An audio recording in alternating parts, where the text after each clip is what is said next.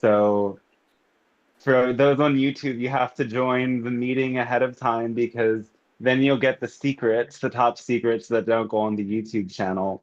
And you can join the meeting ahead of time by going to going to heartflowtransmissions.com, and there you can sign on the email list. And the other benefit of the email list is when I send the email out a few times a month, it also links directly to the transcripts from these sessions, which I don't write. They are generated by AI. So they have mistakes sometimes, but the meaning is preserved pretty exactly. So you can check that out. And we are here Thursdays. Um, and I'm still pressing the right buttons and everything for the first few minutes, so bear with me. Um,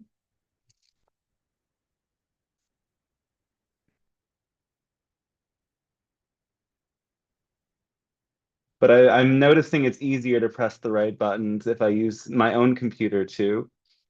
So what else do we need?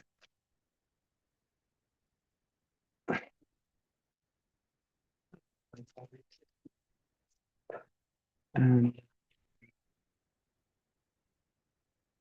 we're almost there. We're so close. We're so close. Mm. So how's everybody doing today? Are we feeling well? Far as I know. Yeah. That's good. Good. Really well. Um, How are you, Ray? Doing fine, doing fine. Waiting Good. on the editor's going to get back to me in 3 more days with the second review of my book. And the tall white wow. started dictating one through me this week. And I've I been think told, I might ask this is my friend Lorraine, and hi she was Lorraine. like, well, what are you going to ask today? And I was like, I've already asked, like, so many of us are writing books and being guided, like things are being canceled, weather is keeping me inside, like I know it's for me to finish what I need to do with the book. And I've asked it before, but I really want to follow up on, like, I just want to know more about it. Um, I'm not afraid of talking about it, that's for sure. But Mm. Everyone's on books right now. It's the yeah, book party. the dragon energy is helping us all create. We get into that flow and then we get that impetus and other things just fade away. And what do you know? Absolutely. Yeah. I'm not writing a book. Not Lorraine yet. is my inspiration sometimes, though. There's So lots there's of other that. things happening, but You really could be writing a book though. You never know. perhaps. In a parallel reality, you might be. I never thought that I would write a book. I mean, I Yeah. kind of had inklings, but I was like, yeah, what am I going to write about? You know, all of those defeatist type of, I'm not smart Oh, enough, you know, all but that. the thing is with creativity, once you get going, you have so much to say, and you don't even know how much you have to say until you get started. You're right. So it's just about getting it out there. Mm. And then it morphs and it morphs and it becomes something bigger than you would ever have imagined. And that's how we channel ourselves in a way. We're creating ourselves through our creations. Yeah, true. Okay. So okay, let's dive in. And today I actually these like be the beginning before I start channeling is kind of challenging sometimes. So I actually wrote a lot of notes today so that I can remember what I want to say.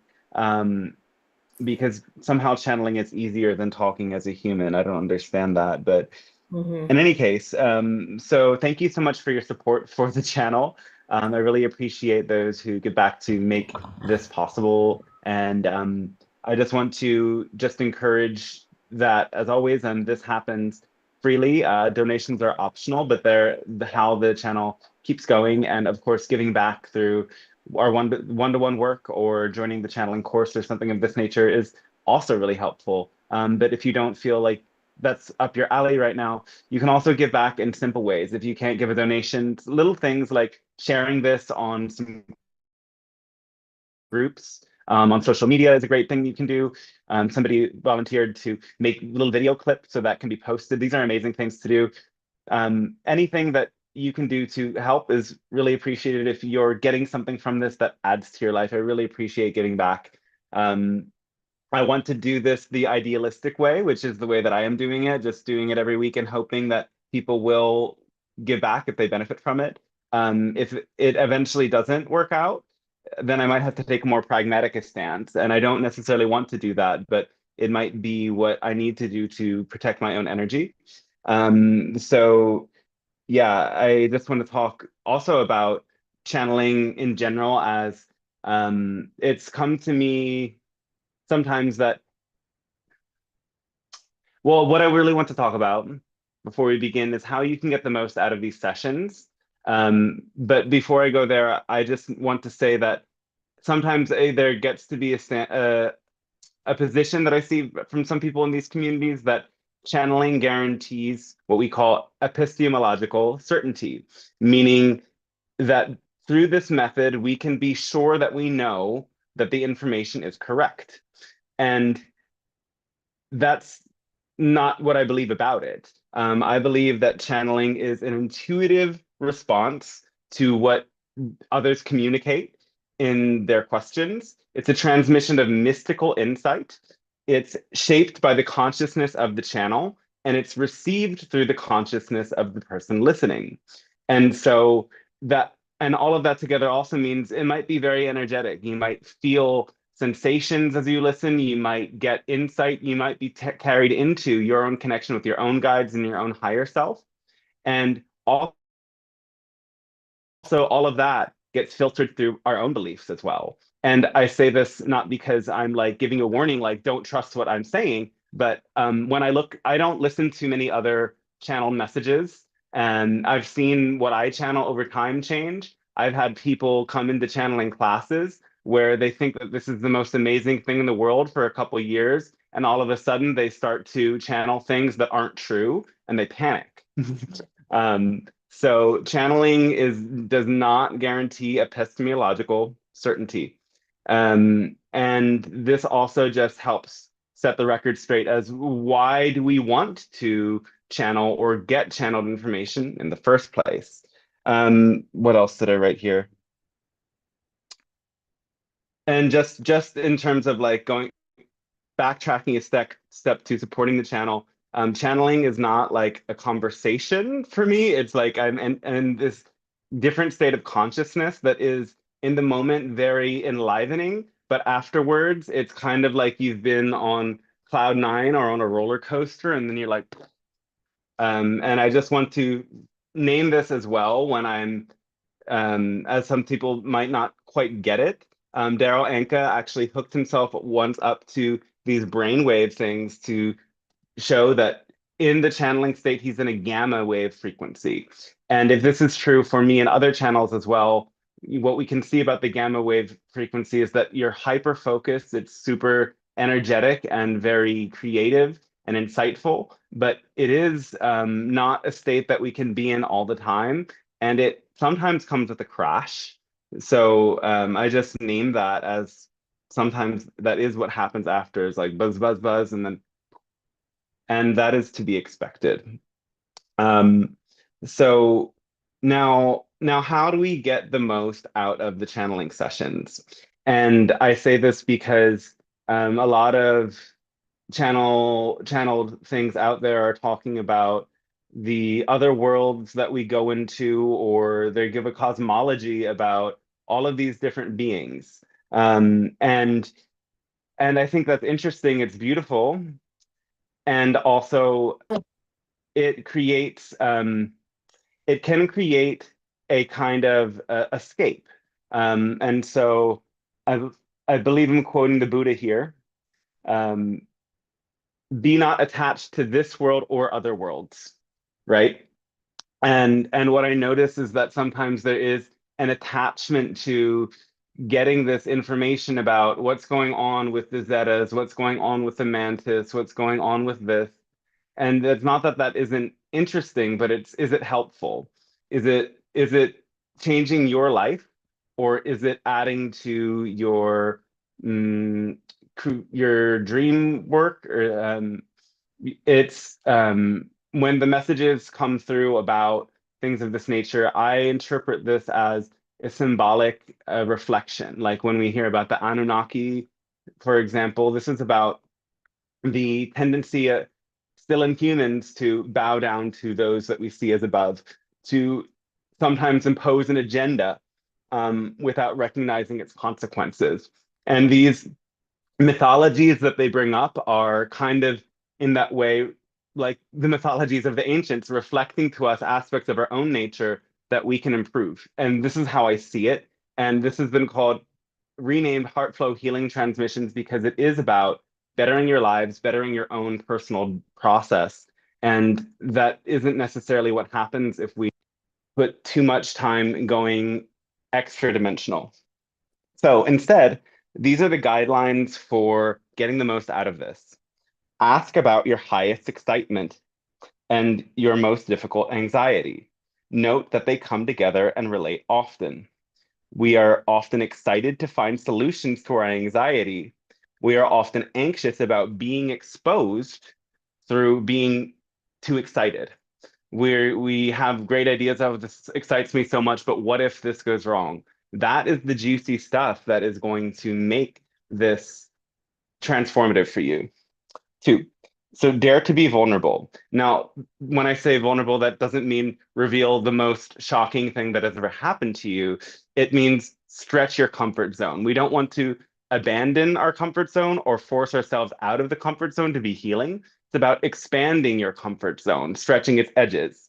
So if you're vulnerable, you'll get more from it. Healing transmissions implies the intention is to support you in an embodied life. So take a little risk and know that we see each other, we might see each other regularly, but we're in different parts of the world and our lives aren't necessarily deeply and intimately connected. So what you bring here and what you expose here isn't necessarily going to disrupt your personal life if it is something deeper. Third, psycho-spiritual interpretation of social and collective manifestations is great. So when we talk about what's happening in the world, we're looking at the deeper layers of how that plays out in each soul's journey. Questions about your personal experiences with entities or any kind of altered states of consciousness is great. So as I said, we don't want to talk too much about the extra dimensional stuff, but we have experiences of extra dimensional stuff. So what I'm saying is if you've had an experience where you met the grays and you want to unpack that, then let's talk about it. But if you listen to another transmission on YouTube from somebody else and you've internalized their entire cosmology about everything that's going on, that isn't what we want to talk about here.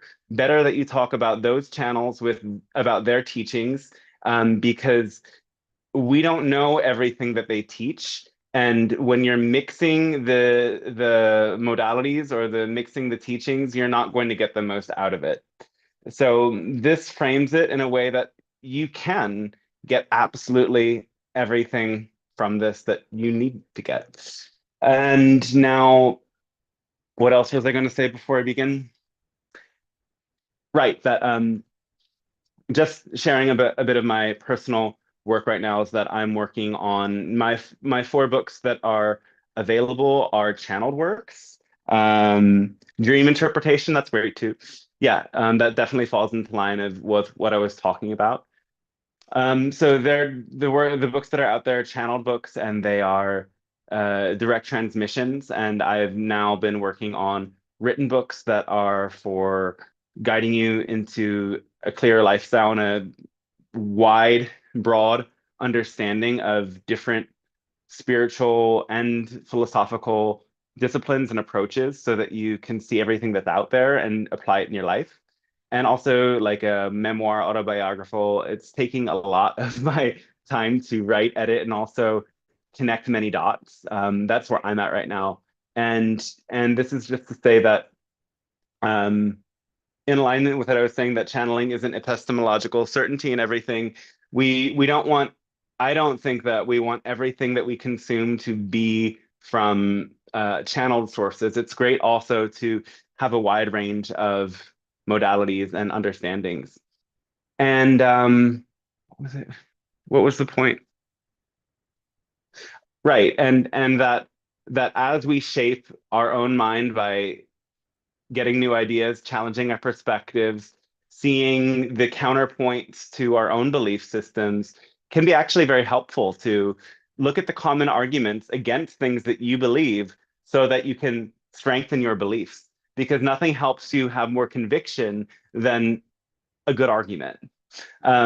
So this is just sort of what I'm brewing on recently. And I say this as well because the channeling changes over time through the course of the channel's life and also the information that comes in. Now, the last thing I want to say is mute yourself when you're not speaking. And okay, so even like I wanted to talk a little bit about how there's these like parallel kind of threads, parallel wavelengths. Like there's my journey, and then there's the information that I get from them. And often they like run in tandem, like it's as above, so below. And when I created Heart First, they gave me this acronym in meditation, impact or pact. Um, and and that's become such a big part of what they talk about. And now there's a new part to this acronym, but it's actually my creation. Like I came up with it and then they gave me insight in it. And that's also part of the creative process of channeling as well, is that sometimes we make the framework and then our guides fill in the details.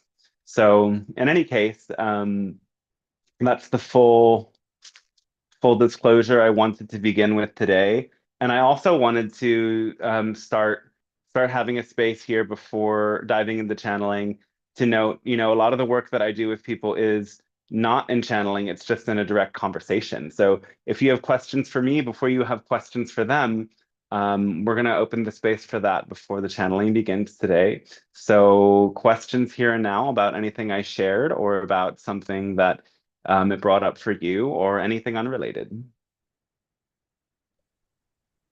Thank you for that. I think you should have recorded that. Well, it went on YouTube at least. Yeah.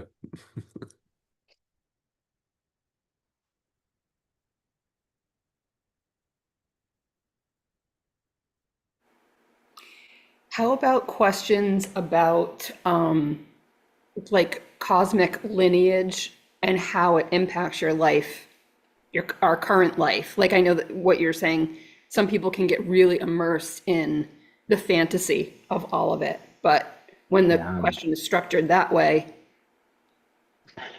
So what I'm definitely, this is, I think the difference is what I'm pointing to is if you're having an experience in meditation where like you're meeting your Anunnaki counterpart or whatever, let's talk about that. But there's some people who are just in this phase of like they're reading everything and they're getting obsessed, but they're not able to cross the threshold to actually have the experience of those things. And if you're just still in that theoretical space where you're reading every channeled cosmology from every channel in the world, like let's not bring all of that here because it gets too No, chaotic. no. thank But you. if Yeah, you're that having a really, direct Yes. experience, let's talk about it. But if you're still in theorizing mode, let's save that for elsewhere. perfect. Thank you. Should I say something? Should I say something? If you want to ask it. Yeah. Yeah, that's exactly where I'm at now. There's a lot a lot of information I'm getting through meditation. I Mhm. don't even read books, I'm sorry to say. But it has to do with attention span and all that stuff. But I'm getting a lot of information about origin. And I don't read any blogs or anything on Mm. YouTube or any of that other stuff. But Mm. I'm getting very clear, concise information about being a Pleiadian and Mm. being on a planet, seeing galaxies, meeting family members, and just a lot of information about about coming to Earth and about, and it's only been in the last couple of years. So Mm, I'm trying to figure out and navigate how to integrate it in my daily life. It's been incredibly enriching. I mean, I feel it in my mm, body when this information comes. And mm, in fact, the last Jody is one of my, mm. who facilitates this. And the stuff I get is just incredible. So fun. And so I guess I'm just want to, and I don't know, you know, you said you're taking questions first. I was really kind of interested to speak to the council, But yeah, Yeah. but anyway, so see what he says. this is where I'm at now, and I'm just kind of navigating what to kind of, how to unpack it in my daily life. Excellent. And I'll be very curious to hear what they say and how we can explore that then. Yeah, yeah. So this is why you know, I really do want to find out what they say. Okay, so that question should be for them. Yeah. Yeah, Okay. totally. Okay. Anybody else?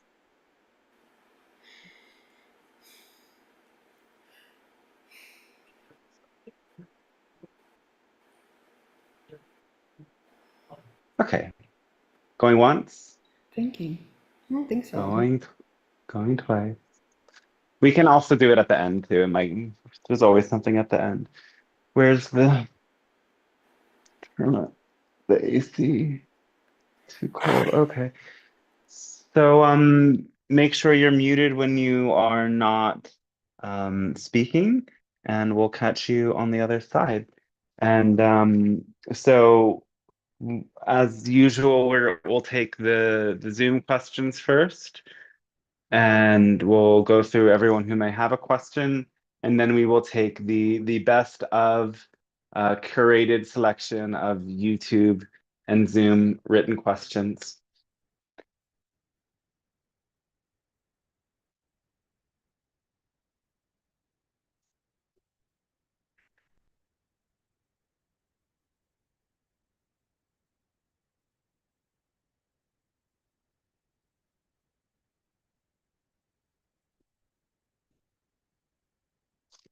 Hello, and we say a fantastic day to all of you.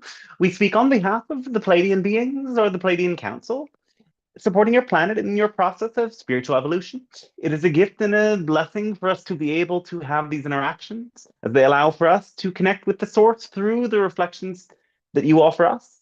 And in turn, the reflections we offer you support you in deepening your own connection to that source within. Now, today, we have called this transmission Harmonic Synergy CURRVE. And this CURRVE is a new acronym that we've constructed together with the channel to reflect the notion of relationship assessment.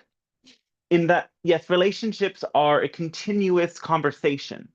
They are a give and take, you could say. And the thing about relationships is that you're always communicating something, whether it's with your body language or whether it is with your words. Communication never stops. And therefore, even if you don't feel as if you have a deep rapport with someone, it's important to recognize there is a relationship. There are two entities having their own experience. And when these entities connect, there is a third construct that forms the relationship between them and the transference of energies between them. And these relationships are what make or break your existence. It is through your connection to other beings that you are able to thrive in this world. You support each other, you teach each other, you balance each other simply through your presence. Being around people who are diligent and dedicated to a path of service to others is one of the most important things that you can do, especially at times in which you don't feel necessarily in balance. That said, of course, you must recognize that your own choices are the most pivotal and foundational aspect of your life. Nonetheless, your relationships are there to support you in navigating them. And there's no amount of inner work that you can do that would forever prevent or protect you from behaviors that are harmful directed towards you. And so this CURRVE acronym is representing different areas of assessment. C stands for care. This is the first level. Care is an action that stems from love and compassion. So when you are in relationship with others, ask yourself, how is care given and received? To what extent are you conscious of this care? Grateful for the care? Aware of it? In what areas might there be more care needed? Or perhaps in some cases, too much caring about a specific attachment to a desire? For example, you might care so much about the way your friend dresses. You might think this style is absolutely off-putting. I don't like it. It is disturbing their lives because it's making other people think certain things about them. And this might be your opinion, but caring too much is also a sign of an attachment. You might have a good intention for your friend, but if your care is holding back their freedom of expression, it's not actually beneficial. And so care in that sense must be grounded in your own appreciation for the other person as they are. And your wishing to change the other person can only reflect how that person may want to change themselves.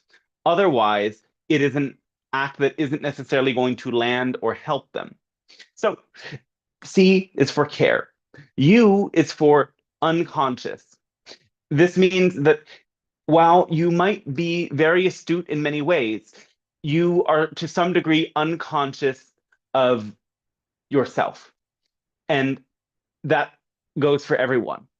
You might be deeply connected to your body, to your thoughts, to your drives in meditation.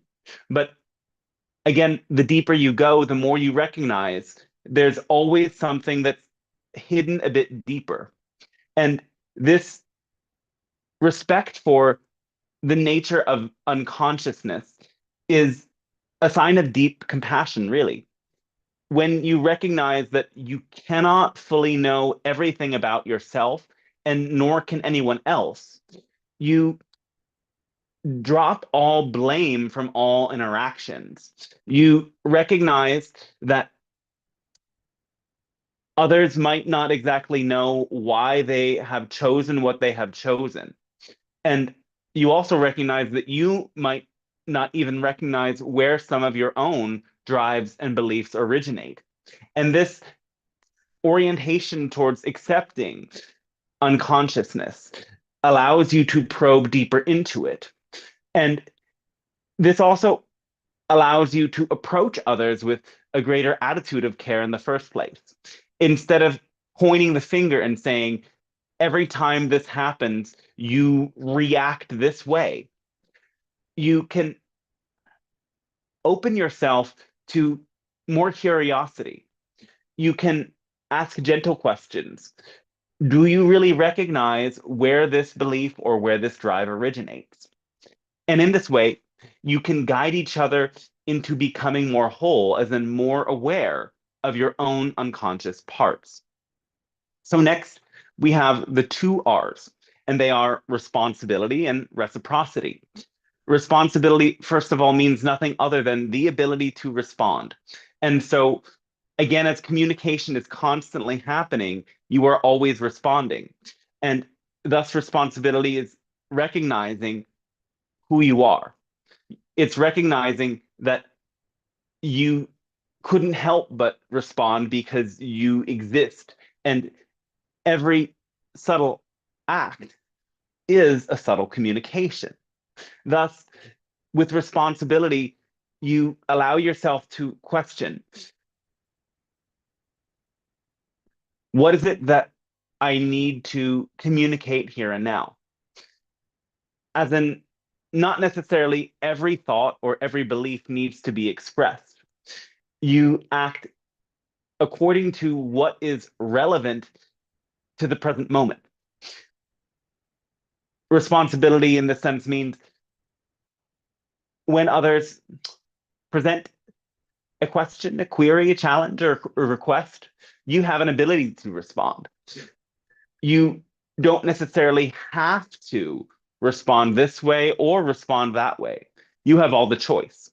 Responsibility becomes easier to assess when you question as well the second R, reciprocity. That is, in give and take relationships, there is synergy, there is flow, and there is harmony. This is what allows for there to be a continuous benefit for both parties involved in a relationship. And so you may want to ask yourself often, are there relationships in which I'm giving without getting anything in return, or and vice versa? And in these situations, it's important to simply address that, not with blame, but with a gentle understanding of how balance works. And you may operate under belief systems that say to be absolutely and completely selfless is the path to the source. And there is a power to being of great and absolute service. However, you will always have a self.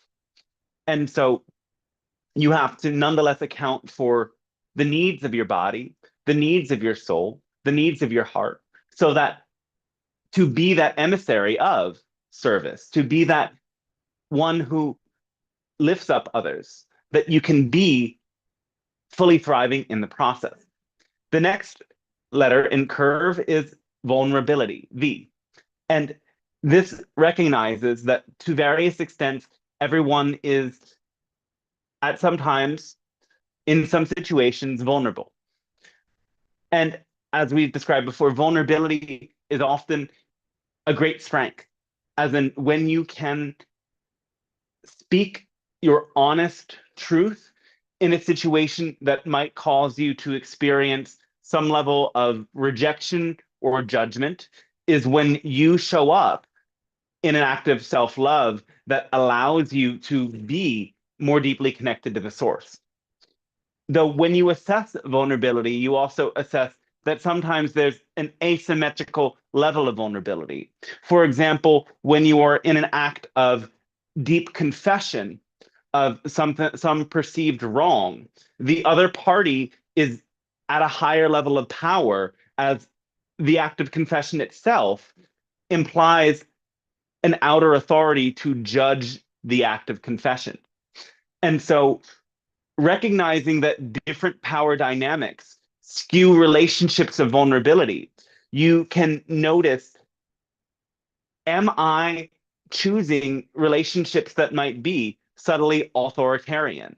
Am I choosing relationships that put me in a more vulnerable position than the other? As all of these concepts come together, vulnerability itself must also be a shared reciprocal role. Otherwise, it will eventually lead to some sort of imbalance of power that will certainly cause one or the other party to feel resentment. Finally, the E represents entropy. Now, this is a more scientific term that refers to the tendency of all phenomena to eventually descend back into chaos. And yes, you could think of in that mythological term. The Greek origin story, like many, point to a time before form and order where everything was in literal chaos. And yes, eventually the universe returns to that primordial state to begin again. You could say this on a metaphysical term, but we're not referring to ultimate metaphysics in this method or this permission slip. Here, entropy refers to the idea of structures of belief and structures of engagement. For example, at a certain point in your history, you created a Magna Carta. This was an agreement about the ideal ways of relating in politics, war, and economics. Eventually, the Magna Carta became archaic. You had to create something new. As society evolved, there needed to be a different system that would define what is just and what is correct. Thus, in your human relationships, you're constantly setting up agreements. You're constantly developing methods, permission slips, protocols, etc. And they work because they fit the moment. However, in each and every moment, there is a new reality that is presented to you. There is a new phenomena and a new challenge that you must face. And so oftentimes the systems, the structures, the permission slips, the beliefs and ideas of yesterday don't work today. Instead, what you did yesterday leaves you feeling chaotic and confused today. And so assessing entropy is recognizing that the methods that once worked eventually will stop working, and you will have to come up with new methods. To the best of our ability, we communicate teachings to you that are flawless in the sense that regardless of how much your consciousness and your world changes, they will still work. As in, regardless of what happens, as long as you act on your highest excitement to the best of your ability without insisting on an outcome, which also implies harming no others in the process, you will continue to evolve, continue to return to balance and flow. Yet, of course, not everything that you can communicate is something that will always, always work and or always, always be able to continue into future times. Thus, you must account for entropy. You must account for the fact that sometimes you set up a structure that is going to collapse and you must rebuild something new. And so when you assess these relationships, any relationship, you bring into consideration all of these acts: care, how you show up for one another; unconscious, what you might not be aware of bringing into that relationship. This also could point towards the idea of transference, the idea that you don't necessarily recognize what you bring with you, and you also don't recognize how what you bring with you lands with others, and what they bring with them lands with you. Responsibility and reciprocity means showing up to recognize you can respond and the ways that you can. And reciprocity means that relationships flow best through balance. Vulnerability means there will always be some degree of challenge or risk involved in a connection, and that must be accounted for and balanced. And entropy, again, recognizes that not every agreement, not everything that you set up in your relationships is going to last forever. Eventually, it descends into chaos, and you must reestablish new tools, new protocols, new permission slips that reflect the needs of the present moment. This works in your human relationships, but it also works in your own relationships with your own beliefs and parts. Now, again, as we've said, you have a higher self or an inner self or just a self, however you like to call it. This self is the unified field of you. It unites conscious, superconscious, and unconscious. It unites all of the various belief systems within you. When you're in touch with the self, everything flows. And you have an overwhelming sense of compassion for self and others. You have a deep sense of connectedness to the world around you, and you have the courage to speak your truth. Now, sometimes you might fall out of this self energy and get into the loop of one of your beliefs. It follows then that the beliefs that run the show at times must come into right relationship with the self. And so you might come to ask yourself, how do I show up with care towards my own beliefs and parts? How am I unconscious of them? And how might I be more conscious towards them? Am I reciprocal with my parts?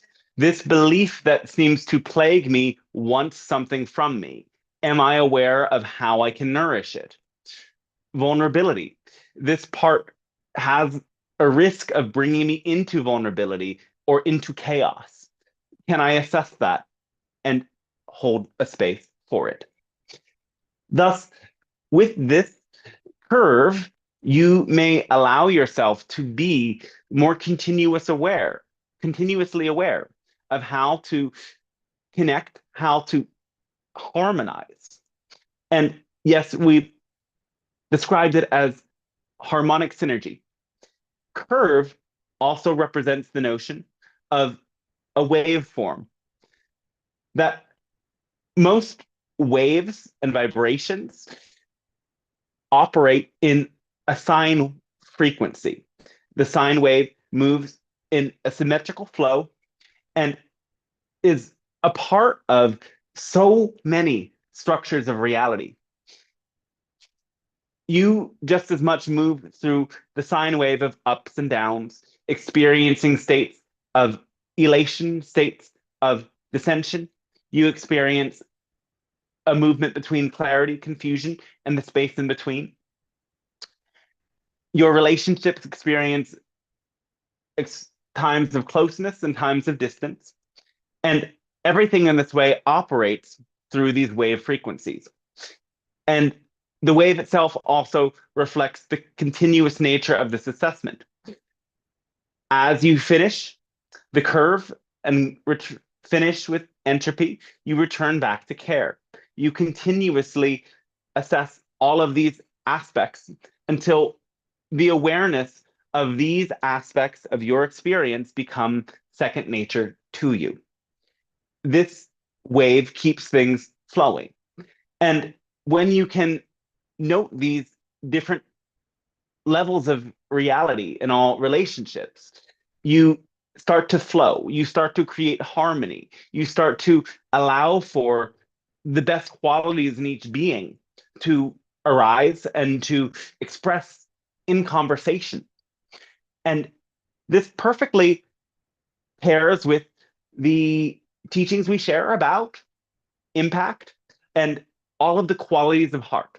The difference here is that the impact qualities describe the individual frequency that you feel as you come into the flow state. CURRVE describes how this flow state connects you to other beings and reflects how you can learn how to flow together. And so these core teachings that have arrived now will be something that we continue to point back towards. And we're very excited to introduce them now, as we are certain that they will absolutely bring waves of illumination to those of you who are curious about it and who are ready to notice all of the details and subtleties of your day-to-day existence in this way. Now, in return, we would ask, how can we be of service to you with any of your questions, comments, or musings, beginning when you may like? Thank you so much, Pleiadians. What a wonderful introduction. I can say that the expression that whenever I feel the universe is throwing me a curveball, it's going to be different from now on. So the chat mentioned something really interesting before you started about giving you guys a framework and you filling out the details. And then you mentioned about vulnerability and judgment. And I prepared this question about you can call it a quote I wrote down in an altered state, you could say. And I would love your feedback on it. And the quote is, judgment is control dressed as knowledge. Control is fear of vulnerability dressed as responsibility. And hope is vulnerability with no disguise at all, just pure openness.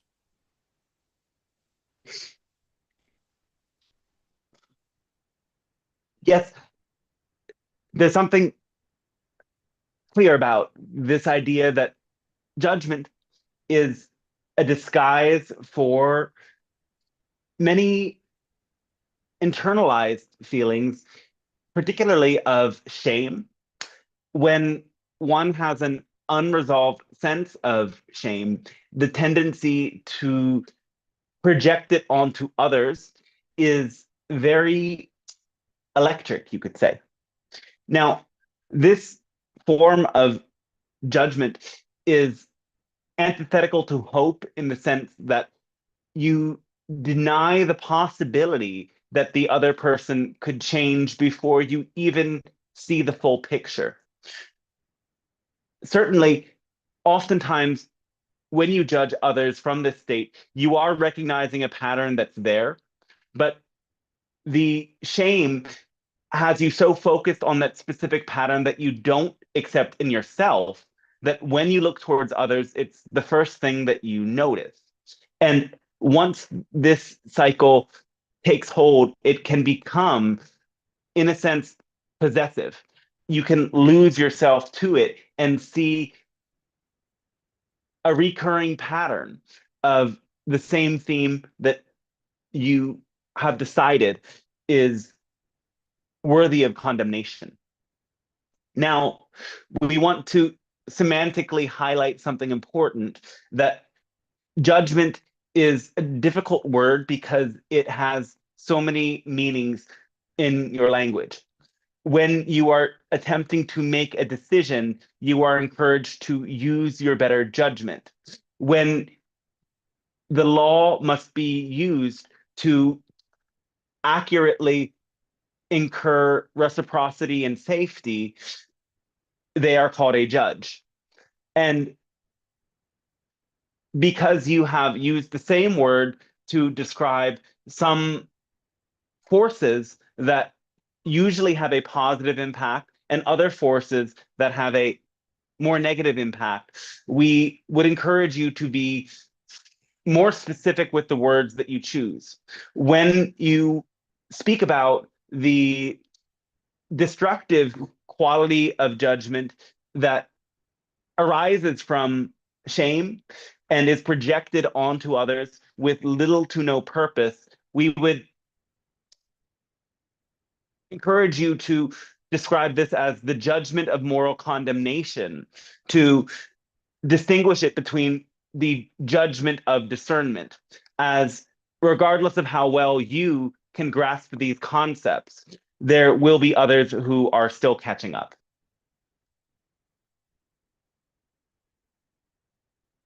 Okay, very cool. Thank you so much. That was brilliant. So we have a very full Zoom room today. So let's kick the floor open. I bet it's going to be very interesting tonight. Yes. Go ahead, Maureen. Hello, it's really a pleasure to speak to the council. And I've known I was a Pleiadian in origin for a couple of years now, but in the past months, I've gotten very, very clear and strong messages about my origin, about family, about just a whole bunch of other things. And I'd like to ask the council members, in this human life, it's been very difficult for me to connect to humans in general. And I just want to know, why is this happening for me at this specific time? Is all this information going on at this specific time in my life? And is it just for information?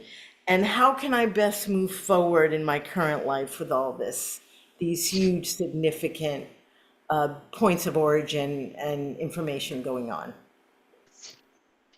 Yes. Well, contact with your own guides and this information comes as you are being called to reflect a different sort of energy in the world.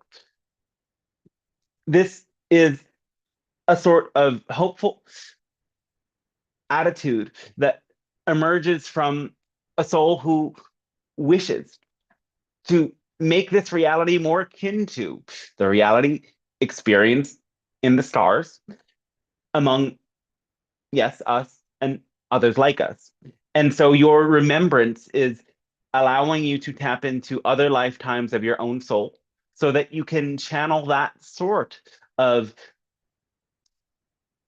presence, that sort of whimsical joy, that sort of lighthearted yet serious energy that comes through our frequency into your earth plane. Now, in terms of the idea of being isolated from other humans, we want to reflect perhaps a challenging notion that all of you who assume you are isolated from other humans are not. Instead, you are isolated from parts of yourself.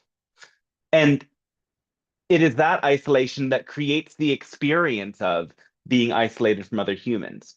As in, you might have developed a belief system, an attitude about human conduct that has you constructing a persona.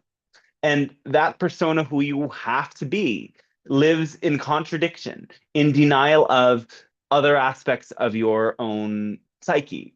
These might be aspects of you that are perhaps in states of resentment or in states of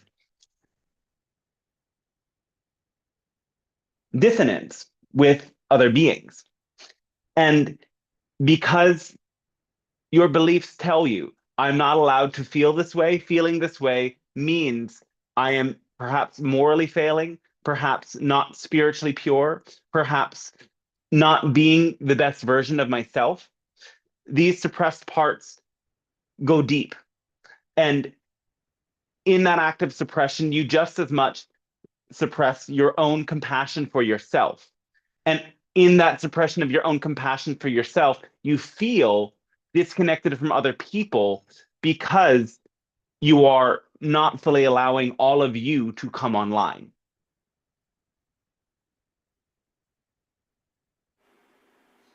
Thank you. Thank you. Does that land? Did that land? Yes, yes, it did. Thank you. And, all right. Yeah, I guess I just still want to know why I'm getting so much past information about my origin now. I mean, it comes there's a lot daily and mostly through meditation. It's just a lot of information about my origin. Why now? Why now? How does that connect with your present lifetime? Are you noticing a similar pattern between what you experience as a Pleiadian and what you experience as a human? No, it's complete. It's very different. Very different. I've experienced a love. There has been a love that's come through that I haven't experienced in my life, in my human life. That's exactly why it's coming. It's because this version of you, this star version of you from your other lifetimes, needs to get your attention to remind you that that level of love is also possible in this lifetime, that that level of love can exude from you and be your true nature if you allow it to be. And if it didn't knock on your door loud, you might not believe it at all. It comes out. I guess it just hasn't come in where I have felt an unbelievable, unconditional love from my place of origin through channeling, through meditation, where I haven't felt that's come to me in my human life. I have just great love for many, many things, but to have it come for me, I haven't experienced that here in this human form Yet. Yes. yet. Yes, until now. And Yeah. you'll receive much more of it. What we would suggest is channel this into some form of creativity. You might turn it into poetry or prose. You might turn it into a song. You might turn it into art. You might just record a short video where you talk about it. Whatever medium calls to you most, start to give words to it so other people can understand your experience. And you won't share this experience with the Christian missionaries who might knock on your door, but you will share it with the people who might resonate with it. And that transmission will help you receive more and also will allow this energy to be something that wakes others up as well. Thank you. Thank you so much. Yes. And thanks again for explaining the CURRVE Oh, information. yes. Um, Absolutely. I have a question that's related to something else, which is a theme about not having the expectations, but maintaining the excitement. So in regards to the lottery, I put all of my excitement into just buying the ticket, and I don't care what happens after that. So therefore, am I removing the expectations? I just get joy from buying the ticket. Well, you don't need to remove the expectation. You need to remove your attachment to a specific expectation. Okay. So remember that you always have expectations. Like you log into this Zoom meeting today expecting that the channel will show up. What if the channel didn't? Following the formula means that you would just continue your day thinking, oh, well, nothing happened, but maybe nothing was supposed to happen because it didn't happen. You see, that's a small example. Yeah. And if you didn't have the expectation that this was going to happen, you wouldn't have even been here. Just as much, if you're having an expectation of something grand, expect it. Put all of your energy into it. We would say the challenge here is that you're not getting excited enough. Get so whimsical that you live as if you've already won the lottery without necessarily believing that's what's going to happen. That's the paradox that can be hard for many of you to grasp. Live with the full thrill of what you hope for while not needing it to be anything other than an imagination in order to feel that happy about it. Does that make sense? Absolutely. And thank you very much. That resonates. Appreciate that, guys. Yes, absolutely. So as long as you're not attached to what happens, and when you don't win, you're just as excited, that actually increases your chances for winning, you could say. And that goes for just about anything. Now, remember, nonetheless, the second part is to the best of your ability. And so, in simple things like winning the lottery, once you've bought the ticket, all you can really do is wait. But in everything else, remember, just because you're very excited and thrilled about it doesn't mean that you can let that energy do everything. You still have to pay attention to all of the details and do it as best you can. Thank you. Yes.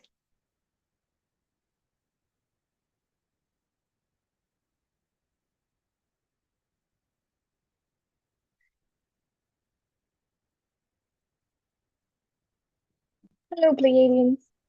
Hello, yes. I have a question about my meditation and about sleeping. All right.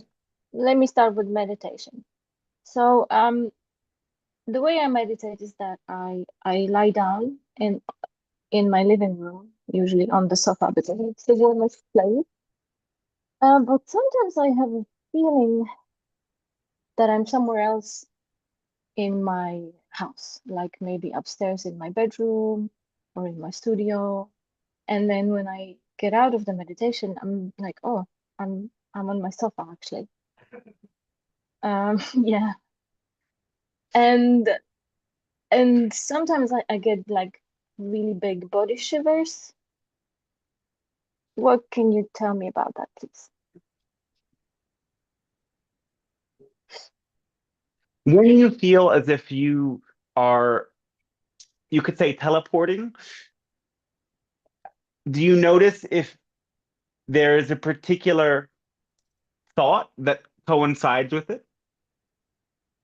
No, I don't think so. When I meditate, I reach the state of no thought. Yes.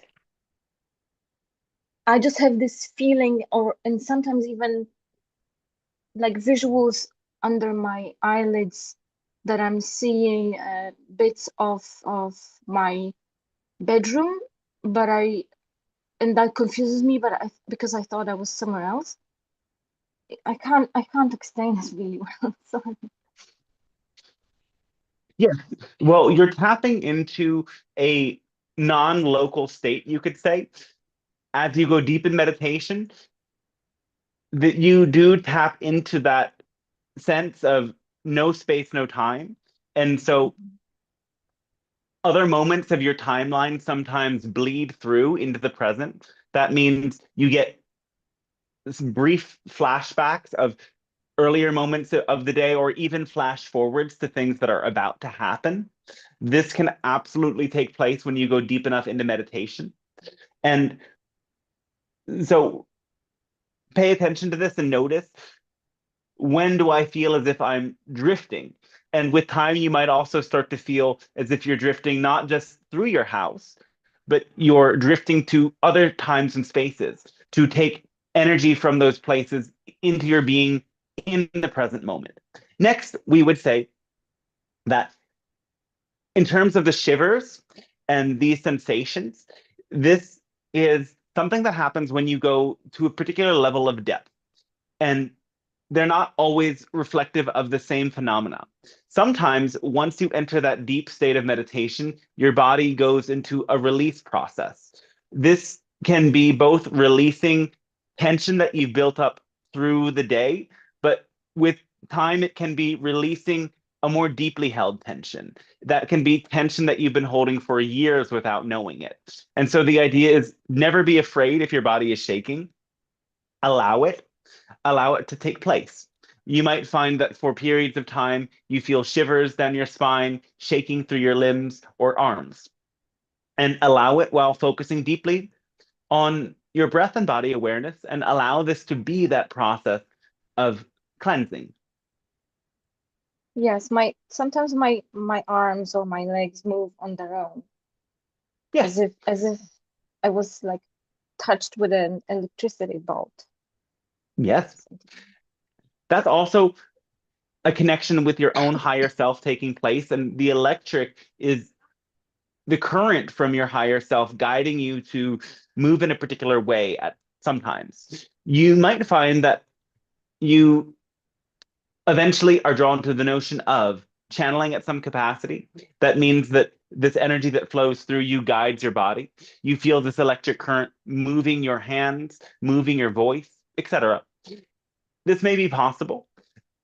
At other times, as we've said, the sensation might be a shaking internally that is guiding you to release something. Okay. And so the meditation lasts 35 minutes, but when I go like really with no thought, it feels as if like maybe 10 minutes pass. Yes. Well, yes. Whenever you become deeply immersed in anything, you experience time dilation. Yeah. This is also And connected with the notion of brainwave states. When you mhm, go deeper or higher than the typical brainwave state, time speeds up. This can happen in meditation, can happen in channeling, can happen in creativity, can happen even when you're reading or listening to music. Whenever your mhm, focus gets absolutely absorbed, time, or at least your perception of it, gets mhm. distorted. And just as much, you'll note that when you focus on things that are incredibly boring, the time slows down. Yeah, true that. Thank you so much. And about my sleep, I have I usually have very vivid dreams, so much so that I write them down almost every morning. And sometimes I wake up really tired, and always wondered, what do I do when I'm sleeping? Do, do I meet up with somebody and we do some work or something? Well, we can't give a general answer to that because every night is a very different story, but we do sense that there have been times that you have established contact with different beings in your sleep. And this can be an experience that's both energizing and tiring. there have been just as much other times that you might have been tired the next day because you didn't sleep as well. Mm. So don't always jump to the same conclusion about disturbed sleep. There can be many different levels of causation. Yes, I agree. Thank you so much. Thanks. Yes, so thanks to you. Can I share a reflection with you? Yes. Thank you, first of all, for the transition and be able to talk to you. Oh, absolutely. Okay. The reflection came from school and who I am today and trying to understand how to bring in um, your awareness, like following, our passion and all of that. So it's a accumulation of a bunch of stuff.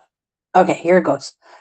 When you can hear the other side and see the other side in this reality, our ancestors were not afraid of colonization because they had the insight to see 7 generations ahead, which we do not have today. When you come from a multidimensional mindset, you see the world differently. In the multidimensional lens, you can see dragons and Sasquatches and little people and fairies. This is where, if any indigenous society around the world has shown me, we are all connected in this world. Our fears, which we fear today, do not matter because our ancestors saw the multidimensional mindset. They knew this was going to happen. Maybe they were naive, but in my being, for me, I don't see multidimensional.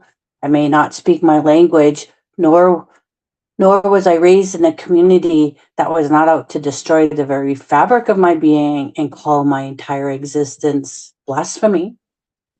I must silence the world around me and hear my own heartbeat, feel Mother Earth between my toes on the beach or in the garden when I'm digging up the earth or in the winter breathing in the cold air. I must believe and have faith if colonization was woven into the fabric of society. Our ancestors knew that there would be a time that we would become aware of the multidimensional mindset again. They knew that we were going to go through this. However painful those conversations were back in the day, they believed we will find our way through this time. And the only reason why I know this is because of the children I have raised. And the hardest thing for a parent is to raise a child with your blood, sweat, and tears, and then let them learn their lessons and hope that you gave them the tools to live without you, to survive, to thrive, and to connect in the world around them. Again, no matter how many times I cry to my own mother about racism, hatred, and survival, anything that pains my heart, I tell her about how I'm feeling. She reminds me day in and day out that I am loved, I am heard, and I am valued. And on this dimension and the next, our ancestors knew this was going to happen. They saw that we would have lost everything. But if we close our eyes and hear our heartbeat and ask the question, they whisper and embrace us and remind us that we are not alone. And when we reconnect to this dimension, then which we probably have heard in time immemorial, we will know that we lost nothing. In the journey of getting back, they will cheer us on every day because we fight a good fight and we don't get caught up with all the noise around us or not get lost in the Western world. We keep learning to use our voice to speak up when the world has not opened her eyes yet. We are one being. The only way we're going to get through this is together. That's it. Thank you. Thanks to you as well. And we agree that this is a deep and powerful sentiment. We are grateful that you've shared it. And the notion that there was prior knowledge of the indigenous ancestors about what would come is, yes, correct in many counts. That this time was foretold. There were prophecies, there was knowledge, and there was a bitter acceptance of the transformation and the challenge that must be endured in order to return to a more holistic and aware time. And these times are now, and there is still many who struggle to open their hearts to see the big picture. And so we commend all of you for doing that work of opening their hearts with your honesty.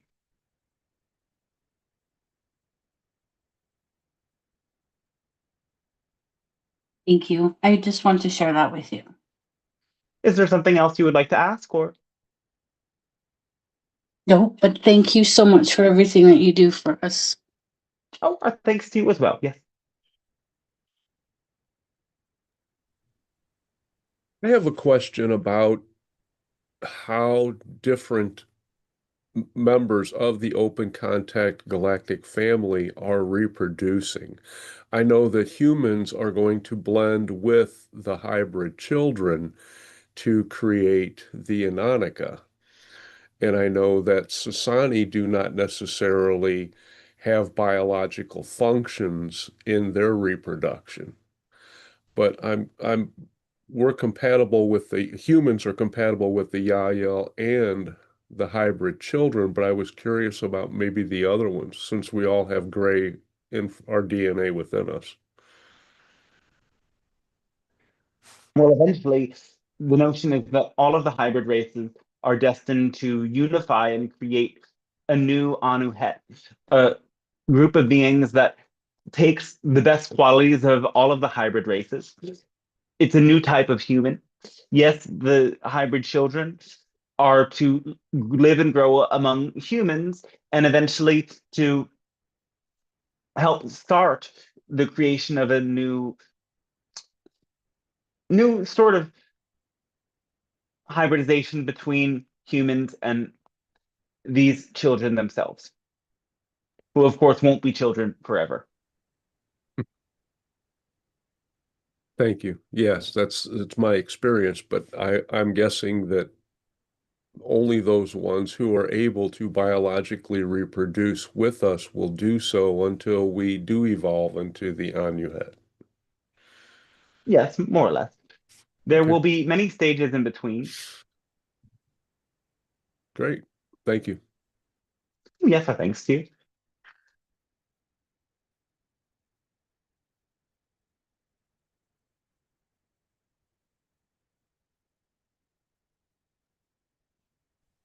I think it's my turn. Yes. This is my very first time visiting you, and I thank you so much for listening to me. I want to thank you for offering the CURRVE. I think this is a wonderful way to make life a bunch easier for us as we are riding that curve. The question that I have is from a dream. And I just dreamt this 2 nights ago. I am not a person who dreams often, or maybe I do, and I don't remember. So this has been with me for 2 days, and I would like to ask you what it means. In my dream, and this might sound kind of weird, but I don't know how else to describe it. I was birthing a pearl through through my right nostril. It was just like I was sneezing in a tissue, and there is this wonderful, wonderful pearl that I see. There was no pain, there was no nothing, there was just this, oh, it's a beautiful pearl. Why would I birth a pearl out of my right nostril? Can you help me with this? Well, yes, the nostril is one part of the body of very few that connects to the same lateral hemisphere. So you could say that this is a birthing through your right brain hemisphere, which is the creative, pattern recognizing, big picture part of you. And so in this way, you could consider perhaps you're being encouraged to birth some new artistry.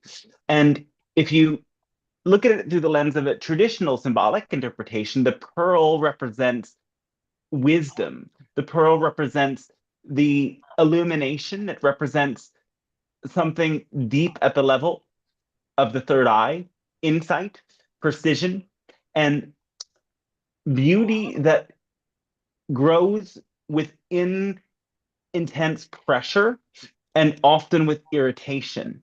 So it can also symbolize that at a certain point, a bit of sand got trapped inside somewhere.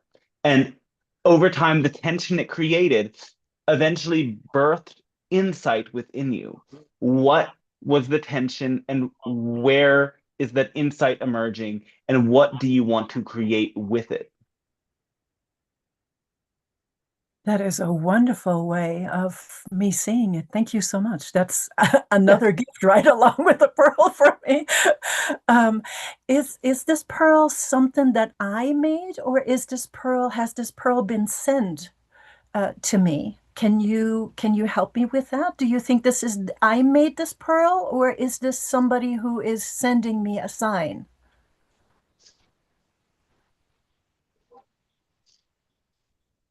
Well, they say ask and it is given, but even if they give it, you wouldn't have received it if you didn't ask for it. Okay. Does Thank that you. answer the question? Yes, in a very tender way, it does. So it's another way of saying, instead of either or, did I make it or did I receive it? It's both end.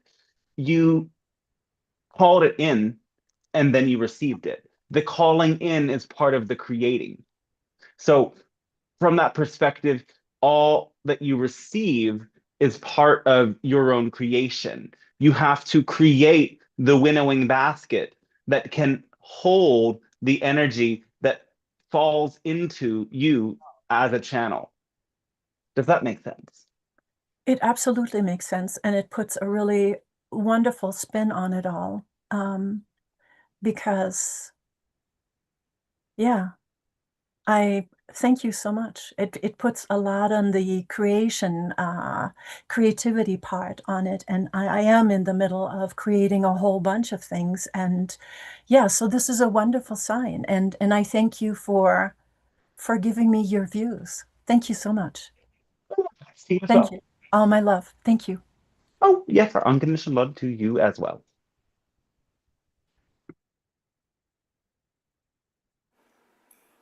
Hello, Pleiadian Council, and thank you Hello. very much for being here today. And we thank the channel also for all his time and energy. Oh, yes, likewise. I wonder, I have been told and feel this very strongly that I have just completed a 10-year cycle in my life that was very, very difficult. Yes. The lessons have been learned, I'm hoping, but this was a 10-year cycle for me, and I'm jumping into a new cycle. Are all my cycles 10? Is that the way they set it up? And do all people have, all humans have like certain segments of cycles like I'm experiencing now? And I'd love to know if Dante, the channel, and I kind of are on the same cycle wavelength, because we seem to be writing books and everything else, that good things are going to happen. Thank you.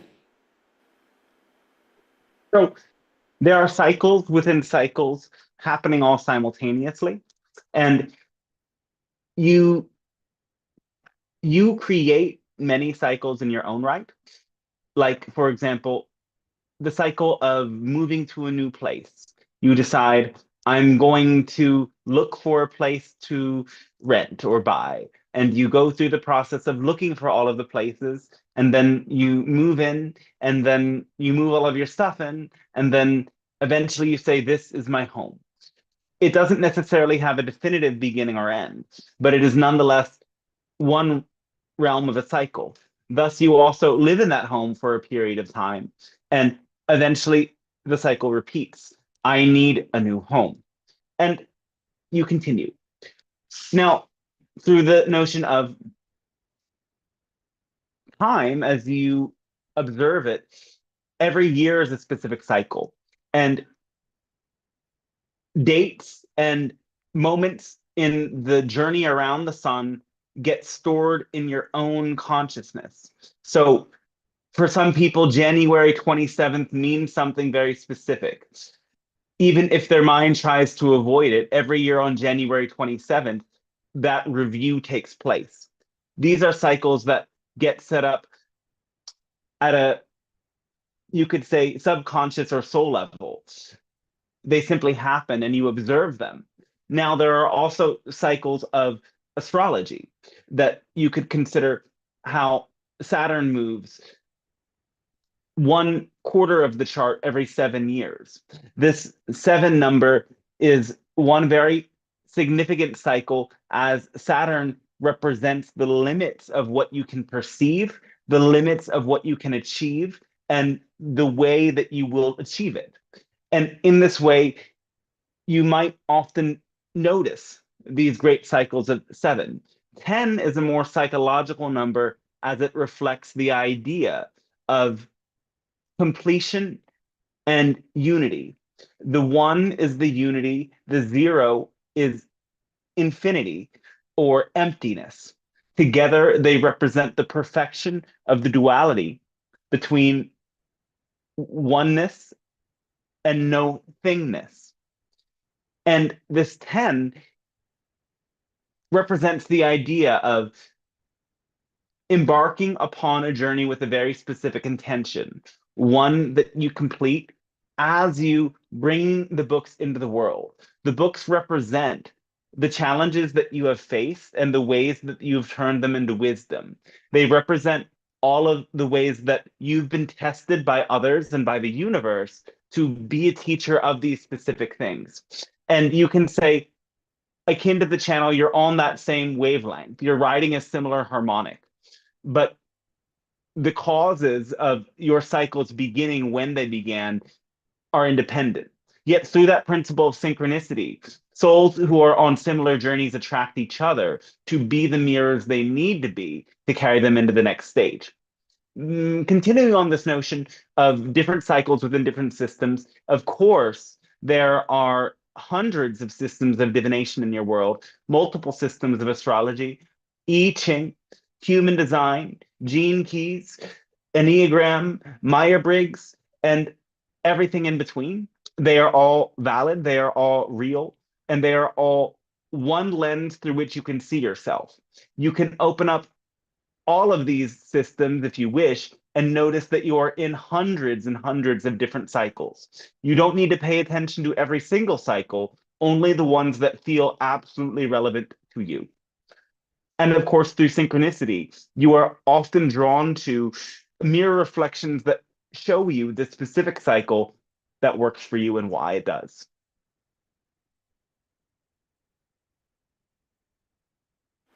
Thank you so much. Yeah, I thought it was interesting when I was looking at the synchronicity of going to this church and then like conveniently showing up at the same church 10 years later, not realizing, and I heard it's over. And it was very comforting to me to know that I'm on the other side of that. So, but I loved that answer and it's really helpful to me. So thank you very much. I'd like to see you as well.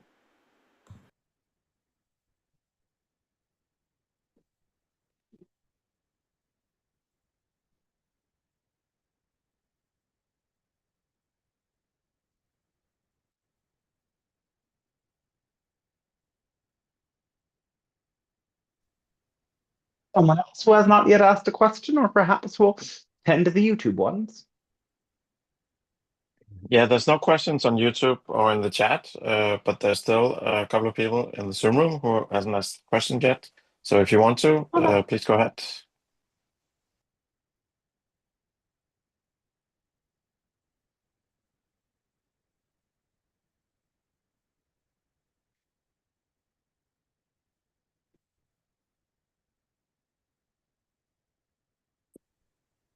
Hello, Pleiadian Council.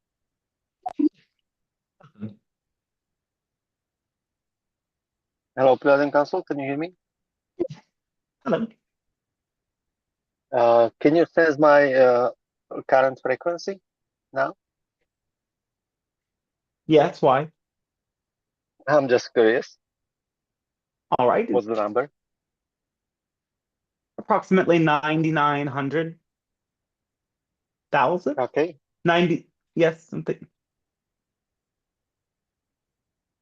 Thank you. I'm curious what's behind meaning of a Harry Potter story. Is there any something hidden meaning, something like you did previously with movie Matrix? This is an interesting one. So, Harry Potter represents the protection that a deep level of love offers, that this bond between Harry and his parents and the hidden connection to Lord Voldemort became the bond of protection. And so this is one symbol presented here.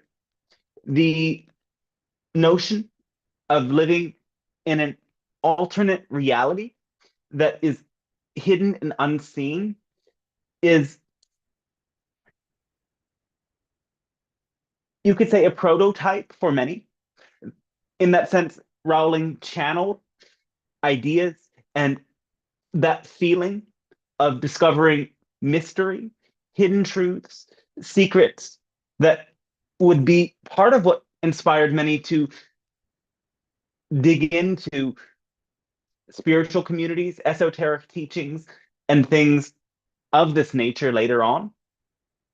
Now, the continuous transformation of the teacher who instructs the defense against the dark arts reflects something very significant. The idea is that you must continuously adapt to an ever evolving strategy of the forces of fear. And these fear based or self serving forces, and we struggle to completely commit to that word because, of course, to some extent, everyone must serve themselves. So you could call it, yes, the forces of evil, as in that sense, it is a more accurate description, though it doesn't fully capture it either. So the forces of evil are continuously adapting, and therefore your strategy to combat them must continuously adapt as well. Funnily enough, oftentimes those who claim to be defending you from evil are the forces of evil themselves. And in this strange way, you have to question the notion of the morality presented by certain religious institutions, as while they profess to be those who protect you from the bad guys out there, covertly, they are actually the ones enacting abuse systematically. Now, one moment.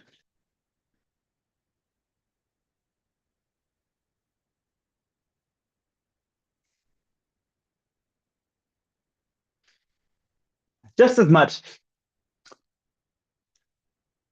the final book, without too many spoilers, represents this notion.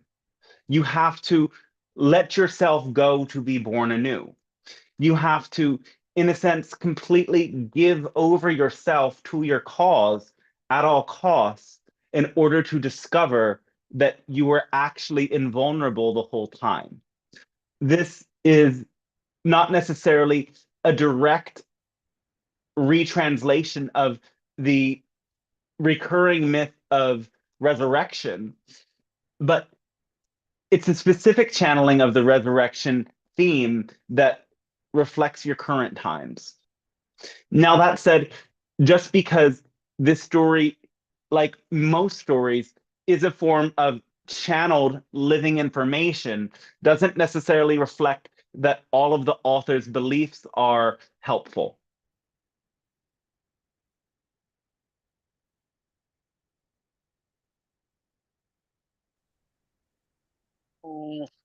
Can you name some beliefs that are not so helpful? Or Well, for example, the author is notoriously transphobic and is adamantly opposed to many positions, beliefs, and acts of affirmation that support a marginalized community that is under immense threat and oppression in your world. And this is not something that we or the channel could ever condone. That said, these beliefs were espoused long after the series of Harry Potter was written, and the books themselves have no flavor of it. So you can take the books while disregarding the author's position if that works with you. And we would say just about the same with most art forms. The art is something that lives independently of the creator. It reflects the time and space and the conditions in which the art was created. Oftentimes, these forms of art are a kind of channeling that is meant to transmit a specific energy to the collective. It is not necessarily an extension of the one who created it. Mhm. And what's the symbolic meaning of a magic wand? Wand? Of a what? Of a magic stick or wand?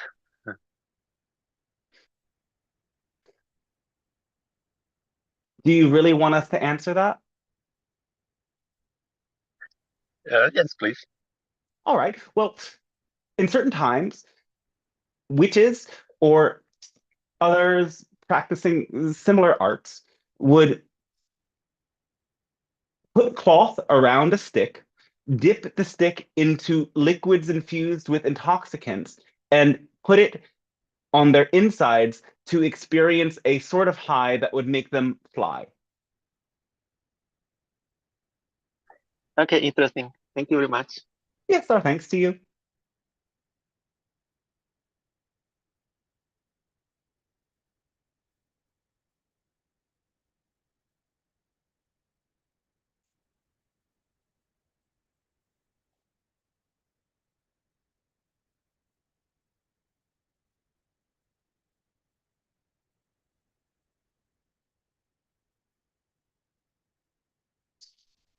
Now, finally, one extra thing about the Harry Potter series that's very interesting is the notion of Horcrux, the idea that you can separate a part of your soul. And while Lord Voldemort does this intentionally, we must say that this can reflect an unintentional act of fragmentation that happens often. This fragmentation can happen due to trauma, but just as much, the fragmentation can happen through a deliberate sort of compartmentalization. That means when you push away specific beliefs and parts of yourself in order to achieve a goal. For example, someone who joins the military or becomes an assassin or a mercenary of some sort must push away their compassion, must push away their respect for life in order to do what they do. This is a sort of self-splitting. And this act of self-splitting is reflective of what many in positions of great power do in your world. They deliberately disconnect themselves from a human core within them that has compassion, that has sympathy, that has a sense of justice. It is not that they lack it, it is that they have made it a fragment of their true self and tucked it away as an act of self-preservation. While this weakens them, it makes them more invulnerable. Yet it ultimately becomes their spiritual demise.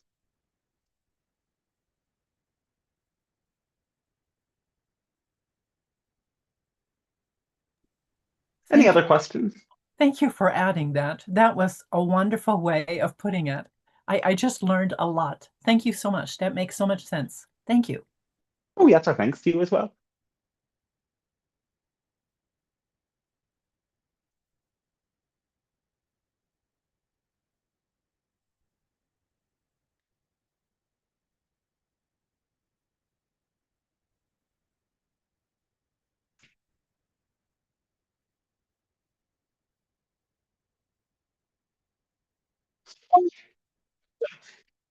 Finally, we will say, no, in relation to curve and the notion of a continuous wave, that conception, that understanding of the double slit experiment in your world. Through this experiment, scientists were able to discover that photons, incredibly small particles, behave differently whether or not they are observed. When unobserved, a photon remains a single particle. When observed, the photon becomes a complete wave. Now, this just as much happens whenever you conceive of something. As soon as an idea forms in your mind, you establish a relationship with it. There is that wave formation that births whenever you consider a different place, a different person, a different otherworldly entity. You're creating a wave of relation between you, and the curve comes to life. Before that thought came into your head, that connection was not activated. Doesn't mean the connection wasn't there, but it was not in your conscious mind. As soon as your conscious attention goes towards it, the curve comes to life. And you can use that as an opportunity to assess your care, unconscious, relation, your responsibility, reciprocity, vulnerability, and entropy in any given dynamic. And as you do, you allow for synergy to emerge. When you experience dissonance in place of synergy, always recognize there's a purpose for that as well. Sometimes you are able to bring harmony where there was dissonance. Other times, after you go through this assessment with others and dissonance persists, that is actually a suggestion that perhaps you and the other party are not meant to be unified at this time.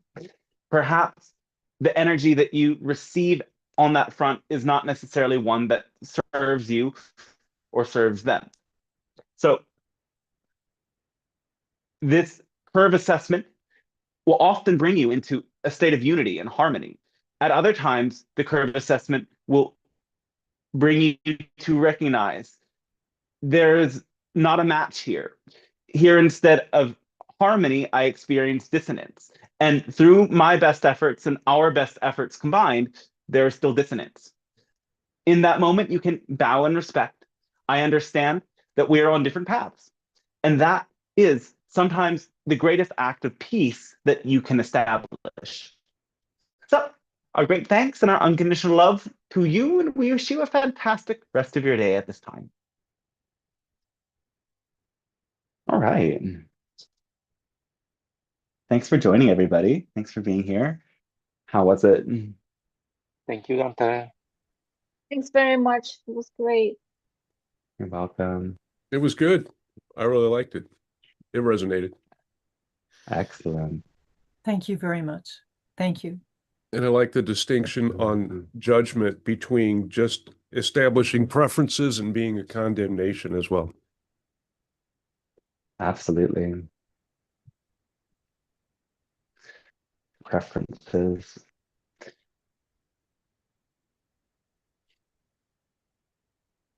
I have some thoughts on that, but I'm going to skip them for now. So just a reminder to everyone, if you want to give back to support these sessions, there's many ways of doing it.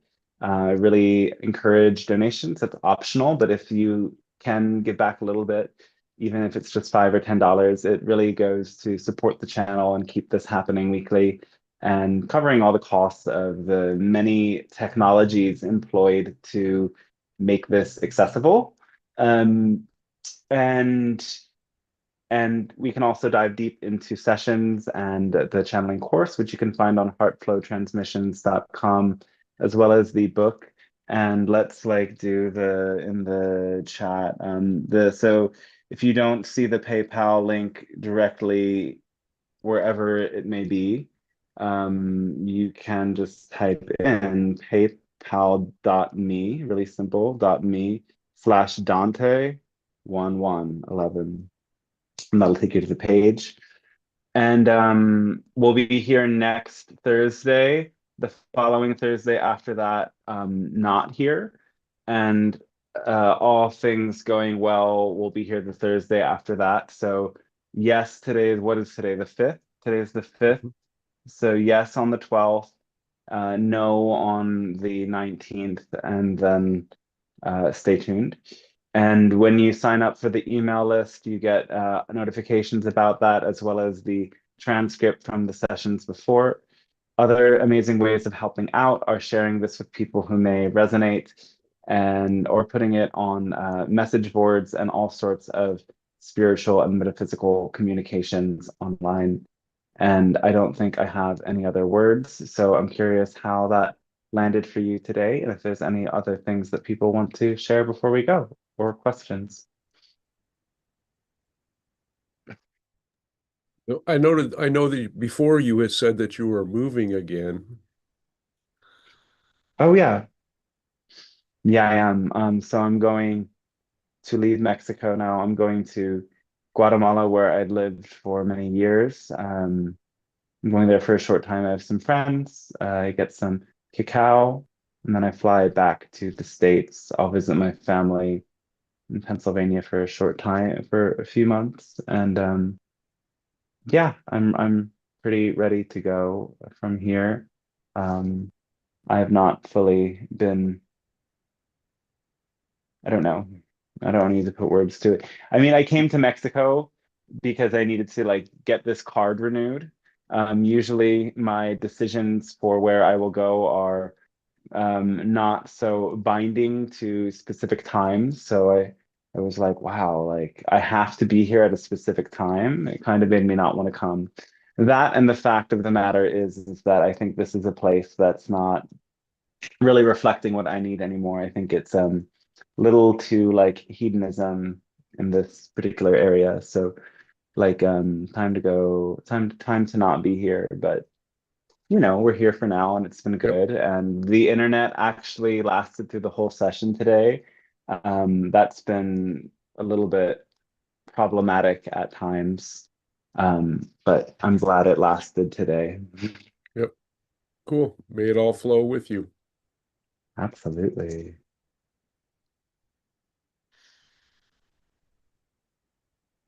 Any other words or lack thereof? Thank you so much, everyone. Thanks for your support and for being here and for being on this journey. Okay.